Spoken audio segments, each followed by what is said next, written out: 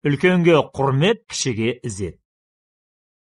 Қазақта үлкенді құрметте жол бер, көліктен түсіп сәлем бер деген әдеп талаптары бар.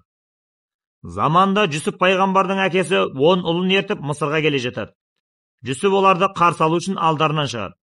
Ол аттан түсейін деп жатқанда бір уәзірі: "Тақсыр, келе жатқан әкеңіз болса да аттан түспей амандасыңыз. Мысыр патшалығының айбынды абыройын сақтауымыз керек. Олар сізге кіріптар болып келе жатыр" дейді. Жүсіп пайғамбар: "Тәңірі тағала әкесіне құрмет көрсетпегендерді сүймейді" дейді.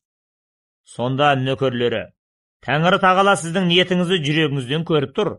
Кешірімді кен Құдай сіздей ұлық пайғамбардың кішкене күнәсін кешпегенде кімнің күнәсін кешеді дейсің" дейді. Жүсіп осы сөзге иланып қалады. Әкесіне аттан түспей сәлем береді. Бұл Тәңірім сүймейтін әдепсіз қылық еді. Осы әдепсіздік үшін Тәңірі тағала Жүсіпті жазалайды. Әдетте Тәңірдің әмірімен пайғамбардың денесі көмілсе де топырақта шірімей саламат сақталатын. Жүсіптің мәйітіне ондай бақыт бұйырмайды. Тәні топыраққа сіңіп жоғалады. Қала берді, Тәңірі тағала Жүсіптің ұрпағынан пайғамбар шығармайды.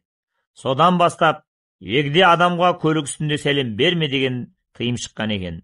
Қазақ халқының ауыз әдебиетіндегі аушадияр жанрында да осы көркем әдеп үлгісі көрініс тапқан. Онда билеп келеді: "Аушадияр 23, ақыл қайрат бойға күш. Жас үлкенге кез болсаң, сәлем беріп аттан түс."